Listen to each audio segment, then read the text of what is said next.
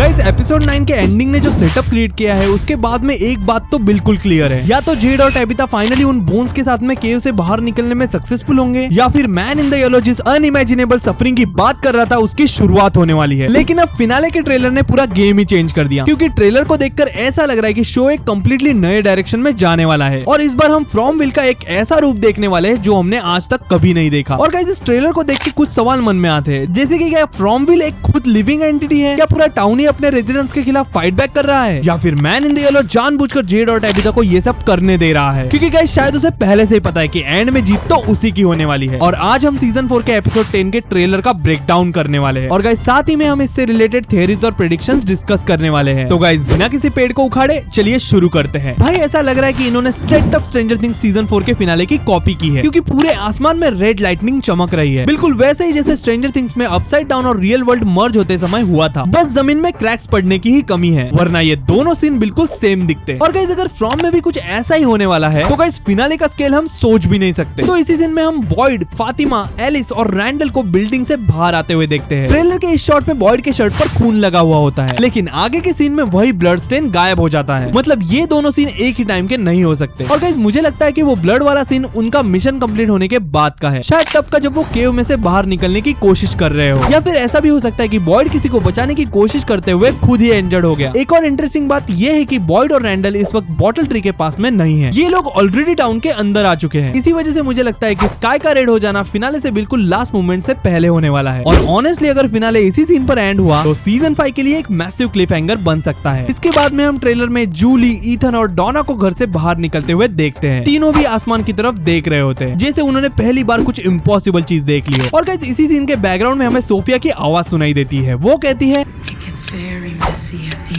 और guys Sophia के इस लाइन बोलने के तुरंत बाद हमें ट्रेलर में वो बोन्स दिखते हैं, जिसे लास्ट एपिसोड में जेड और टैबिथा ने ढूंढ लिया था। मतलब शो क्लियरली हिंट कर रहा है कि इन बोन्स की इंपॉर्टेंस सिर्फ मिस्ट्री सॉल्व करना नहीं है, बल्कि शायद यही चीज पूरे फ्रॉमविल के रिएक्शन को ट्रिगर करेगी। मेरी थ्योरी के हिसाब से सोफिया जिस मेसी एंडिंग की बात कर रही है वो एक्चुअली हर साइकिल के एंड में होने वाले मसैकर की तरफ हिंट करता है, एक ऐसा मसैकर जहाँ पर मैन इन द येलो अपने फाइनल फीस्ट को प्रिपेयर करेगा। और गाइस मुझे लगता है यही अनइमेजिनेबल सफरिंग है, जिसकी वार्निंग उसने टैबिथा को पहले ही दे रखी थी। और एक चीज जो मुझे बहुत ही ज्यादा इंटरेस्टिंग लगी, सोफिया बार बार द एंड की बात कर रही है, लेकिन क्या वो सिर्फ सीजन के एंड की बात कर रही है या फिर वो पूरे फ्रॉमविल के साइकिल के एंड होने की बात कर रही है? क्योंकि अगर ये साइकिल खत्म होने वाला है इसका सिर्फ एक ही मतलब निकलता है कि ये जो टाउन का कर्स है वो फाइनली टूटने वाला है, या फिर ये भी हो सकता है कि सब कुछ दोबारा रिसेट हो जाए, जैसे लास्ट टाइम हमने विक्टर के फ्लैशबैक में देखा था, जिसमें मैन इन द येलो ने सबको मार दिया था, सिर्फ अकेला विक्टर ही बच गया था। और ऑनेस्टली मुझे लगता है कि फिनाले इसी सवाल का जवाब देने वाला है। अब ट्रेलर का अगला सीन हमें सीधा केव्स के अंदर ले जाता है, जहाँ जेड और टैबिथा उसी जगह पर खड़े हैं जहाँ पर उन्हें वो हड्डियां मिली थी। वो टैबिथा से कहता है कि तुम्हें इसे खत्म करना ही होगा, तुम्हें इस साइकिल को तोड़ना ही होगा। मतलब वो कहना चाहता है कि एटलीस्ट टैबिथा के बच्चे इस कर्स टाउन से बाहर निकल सके। और ऑनेस्टली गाइस मुझे लगता है कि यही पूरे फिनाले का सेंट्रल थीम है, क्योंकि पहली बार जेड सिर्फ मिस्ट्री सॉल्व करने की बात नहीं कर रहा, वो सैक्रिफाइस की बात कर रहा है। उसे अब फाइनली समझ आ चुका है कि अगर इस नाइटमेयर को खत्म करना है तो किसी न किसी को अपनी जान की बाजी लगानी ही पड़ेगी। लेकिन इसी डायलॉग के साथ में ट्रेलर हमें एक और शॉकिंग चीज दिखाता है। गाइस मॉन्स्टर धीरे धीरे उसी केव के अंदर घुस रहे हैं, जिसको जेड और टैबिथा ने उस प्लास्टिक से कवर करके टलिस्मन लटका दिया था। और गाइस मैंने पहले ही कहा था कि ये टलिस्मन यहाँ पर काम बिल्कुल भी नहीं करने वाला। और गाइस सबसे डरावनी बात ये है कि उनके चेहरे पर बिल्कुल भी डर नहीं है, बिल्कुल ऐसे जैसे उन्हें पहले से ही पता था कि क्या होने वाला है। गाइस याद करो कि एपिसोड 9 के एंड में मॉन्स्टर ने जेड और टैबिथा से क्या कहा था? उन्होंने कहा था कि तुम्हें ये नहीं करना चाहिए। उसी वक्त लगा था कि शायद मॉन्स्टर्स उन्हें बोन्स लेने से रोकना चाहते हैं, लेकिन ट्रेलर देखने के बाद में मेरी थ्योरी कंप्लीटली चेंज हो गई। क्या पता मॉन्स्टर एक्चुअली चाहते हैं कि जेड और टैबिथा उन बोन्स को बाहर निकाल ले, क्योंकि शायद वही उनके असली प्लान का हिस्सा हो। याद करो शो ने हमें बार बार ये बताया है कि फ्रॉमविल लोगों से झूठ बोलता है, उन्हें मैनिपुलेट करता है और उनसे वही करवाता है जो वो चाहता है। तो क्या पता बोन्स ही कर्स तोड़ने की चाबी है, ये बात भी एक कम्प्लीटली झूठ हो। और ऑनेस्टली अगर ऐसा हुआ तो इसका मतलब है कि जेड और Tabitha unknowingly man in the yellow का प्लान ही कंप्लीट कर रहे होंगे। लेकिन यहाँ एक और थ्योरी भी है जो मुझे काफी इंटरेस्टिंग लगती है। हम सब जानते हैं कि हर साइकिल में जेड का एक रीइंकार्नेशन होता है और वो किसी न किसी तरह टाउन के लोगों के हाथों मार दिया जाता है। लेकिन क्या हो अगर इस बार साइकिल इसी वजह से एंड हो जाए, क्योंकि जेड पहली बार अपने लिए नहीं बल्कि टेबिता और बाकी सबको बचाने के लिए सैक्रिफाइस करेगा। मतलब इस बार उसकी डेथ रिवेंज या मैडनेस की वजह से नहीं बल्कि हीरो बनने की वजह से होगी। और ऑनेस्टली अगर फिनाले में किसी मेजर कैरेक्टर की डेथ होने वाली है तो मुझे सबसे ज्यादा चांसेस दिखते हैं कि जेड का ही गेम बदने वाला है। उसका पूरा कैरेक्टर आर्क धीरे धीरे इसी डायरेक्शन में बिल्ड होता हुआ दिख रहा है, स्पेशली जब उसने उस केव के अंदर जाने का डिसीजन लिया, क्योंकि पहले वही कैरेक्टर केव के नाम से भी डरता था और अब वही सबसे डेंजरस जगह पर खुद जा रहा है। और गाइस ये उसके कैरेक्टर डेवलपमेंट को भी परफेक्टली कंप्लीट करेगा। उसके बाद ट्रेलर में क्रिस्टी नजर आती है और वो बॉयड से सिर्फ एक सवाल पूछती है, अब क्या होगा। मुझे लगता है कि इसके पीछे दो पॉसिबिलिटीज हो सकती है। पहली पॉसिबिलिटी ये हो सकती है कि बॉटल ट्री को उखाड़ने के बाद भी कुछ नहीं हुआ, ना उन्हें कोई एग्जिट मिला ना कोई सीक्रेट पैसेज, और जेड और टेबिता अभी भी वहीं के वहीं फंसे हुए हैं। और दूसरी पॉसिबिलिटी ये हो सकती है कि बॉटल ट्री को वो अपनी जगह से हिला ही नहीं सके, मतलब उनका पूरा प्लान ही फेल हो गया। और ऑनेस्टली ये पॉसिबिलिटी काफी ज्यादा स्ट्रॉन्ग लगती है, क्योंकि उस व्हाइट यूनिफॉर्म वाले लड़के ने भी विक्टर को वार्निंग दी थी कि बॉटल ट्री को डिस्ट्रॉय करना बहुत ही बड़ी गलती होगी। गाइस इससे एक चीज समझ आती है कि वो बॉटल ट्री इस टाउन की स्टोरी में बहुत ही ज्यादा इंपॉर्टेंस कैरी करता है। और गाइस वर्स्ट केस सिनेरियो, इन्होंने अगर उस बॉटल ट्री को उखाड़ दिया तो मुझे लगता है कि उसका इफेक्ट पूरे टाउन पर पड़ सकता है। शायद इसी वजह से हमें रेड लाइटनिंग, शेकिंग ग्राउंड्स वगैरह जैसी चीजें दिख रही है और पूरा फ्रॉमविल अनस्टेबल हो गया है। और गाइस इसी कॉन्वर्सेशन में बॉयड एक लाइन बोलता है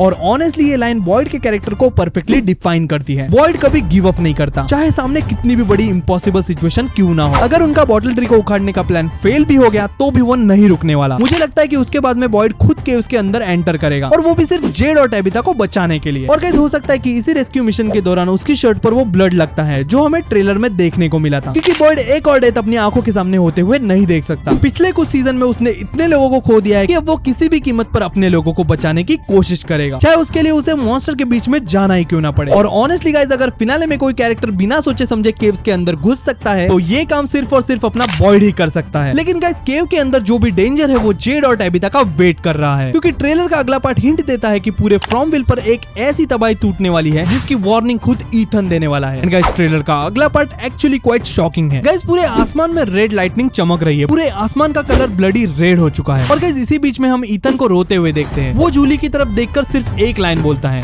सब लोग मरने वाले हैं। और ऑनेस्टली गाइस मुझे नहीं लगता कि ईथन सिर्फ गेस कर रहा है, मुझे लगता है कि उसने कुछ ऐसा देख लिया है जिस वजह से उसे कंफर्म हो चुका है कि सबका गेम बदलने वाला है। गाइस जब रॉजर को जलाया जा रहा था तब सोफिया ने दूर से ईथन को देखकर अपना हाथ हिलाया था, उस वजह से मुझे लग रहा है कि सोफिया का ईथन के साथ में कुछ अलग ही प्लान है, क्योंकि गाइस ईथन और विक्टर के बीच में हम सिमिलरिटीज पहले से ही देख चुके हैं। दोनों इस टाउन की मिस्ट्रीज को दूसरे लोगों से कुछ अलग ही तरीके से समझते हैं। और अगर सोफिया ने ईथन को कोई विजन दिखाया हो तो शायद ईथन ने फ्यूचर मैसेकर ऑलरेडी देख लिया होगा। गाइस इमेजिन करो उस बच्चे ने अपनी आंखों के सामने बॉयड, डोना, जूली, टेबिता और टाउन के ऑलमोस्ट सभी लोगों को अपनी आंखों के सामने मरते हुए देख लिया। शायद इसी वजह से वो इतना ज्यादा डरा हुआ होगा, बिल्कुल वैसे ही जैसे जूली स्टोरी वॉक करते वक्त फ्यूचर की कुछ झलक देख के डर जाती है। मुझे लगता है कि ईथन ने भी जस्ट कुछ ऐसा ही एक्सपीरियंस किया है। और अगर ये थ्योरी सही हुई तो ईथन का ये डायलॉग फिनाले की सबसे बड़ी वार्निंग को साइन देता है, क्योंकि गाइस ईथन विक्टर की तरह बिना किसी वजह के ऐसी बातें नहीं करता। गाइस उसके हर विजन का किसी न किसी मिस्ट्री से कनेक्शन जरूर होता है। इसके बाद में ट्रेलर में हम एकोस्टा को देखते हैं और ऑनेस्टली मुझे इसका कैरेक्टर डेवलपमेंट काफी ज्यादा इंटरेस्टिंग लगा, क्योंकि वही एकोस्टा जो पिछले 2 सीजन से ऑलमोस्ट हर बात पर बॉयड से डिसएग्री करती थी, अब वही एकोस्टा बॉयड को हिम्मत देती हुई नजर आती है। वो बॉयड को कहती है हम बस गिव अप नहीं कर सकते, और बॉयड उसे जवाब देता है तो बताओ फिर आगे कैसे बढ़े। मुझे लगता है कि ये कॉन्वर्सेशन तब हो रही होगी जब उनका ओरिजिनल प्लान फेल हो चुका होगा, या तो ऐसा हो सकता है कि बॉटल ट्री को निकालने के बाद में उनको कोई सीक्रेट पैसेज मिला ही नहीं जिस वजह से जेड और टेबिता उन केव से बाहर आ सके, या फिर दूसरी पॉसिबिलिटी ये हो सकती है कि बोन्स को बाहर निकलने की वजह से उनकी प्रॉब्लम्स और भी ज्यादा बढ़ गई। और गाइस यही वो मोमेंट हो सकता है जहां पर बॉयड मेंटली टूटने लगता है, लेकिन एकोस्टा का ये सपोर्ट उसे एक बार फिर फाइट करने की स्ट्रेंथ देता है। और शायद फिनाले में एकोस्टा का रोल इसी वजह से पहले से काफी बड़ा होने वाला है। तो गाइस ट्रेलर के अगले सीन में हमें देखने को मिलता है कि मॉन्स्टर उस प्लास्टिक को फाड़ देते हैं जिससे टेबिता और जेड ने उस केव के एंट्रेंस को कवर किया था। और गाइस मेन चीज ये है कि उन्होंने उसके ऊपर तलिस्मन लगाया था, तो ऐसा कैसे हो सकता है कि वो तलिस्मन होने के बावजूद भी उन्होंने उस प्लास्टिक कवर को फाड़ दिया। गाइस इस सीन को देखकर मुझे उस थ्योरी पर और भी यकीन हो गया कि ये तलिस्मन एक्चुअली कुछ काम ही नहीं करते हैं। एक तो यहाँ पर जेड और टेबिता दोनों मर जाएंगे, या फिर जेड यहाँ पर अपनी लाइफ सैक्रिफाइस कर देगा और टेबिता को भागने में मदद करेगा। गाइस स्माइली हमें रात के टाइम टाउन के बीच में आराम से वॉक करता हुआ नजर आता है, और गाइस ऑलमोस्ट उसी लाइटिंग में हमें सोफिया भी दिखती है। ये देखकर मुझे एक ही चीज फील हो रही है, क्या पता फिनाले में हमें पहली बार देखने को मिले कि स्माइली और मैन इन द येलो साथ में मिलकर कुछ कांड करने वाले हैं। और ऑनेस्टली मैं काफी टाइम से इसी मोमेंट का वेट कर रहा था, क्योंकि गाइस अभी तक फ्रॉम की सीरीज में हमें यही 2 मोस्ट ब्रूटल विलन्स देखने को मिले हैं। लेकिन गाइस अब मैं आपसे जानना चाहता हूँ, आपको क्या लगता है, क्या बॉटल ट्री को उखाड़ना ही पूरे टाउन की डिस्ट्रक्शन का रीजन बनेगा? क्या बोन्स एक्चुअली इस टाउन से एस्केप करने की चाबी है, या फिर वो सिर्फ मैन इन द येलो का एक और ट्रैप है? गाइस अपनी सारी थियरीज कमेंट्स में जरूर बताना। बाकी गाइस अगर वीडियो पसंद आया तो लाइक कर देना, इस हाइप के बटन को भी दबा देना, और गाइस चैनल को सब्सक्राइब करना बिल्कुल भी मत भूलना। बाकी गाइस मिलते हैं अगली वीडियो में, तब तक के लिए stay tuned and be marvellous.